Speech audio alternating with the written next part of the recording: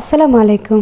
একঘেয়েমি তরকারি খেতে খেতে যখন আর ভালো লাগে না, তখনই জিভ চায় একটুখানি ভর্তা খেতে। তার জন্য আমি আজকে গোল গোল করে কিছু আলু, টমেটো এবং বেগুন নুন হলুদে মেখিয়ে তা একটুখানি গরম তেলে ভেজে নিয়েছি। গরম তেলে ভেজে নিয়ে এগুলোকে আমি সুন্দর করে একটা প্লেটে সাজিয়ে তার মধ্যে দিয়ে দিয়েছি কিছু কুচি করা পেঁয়াজ, ধনিয়া পাতা এবং শুকনো মরিচ।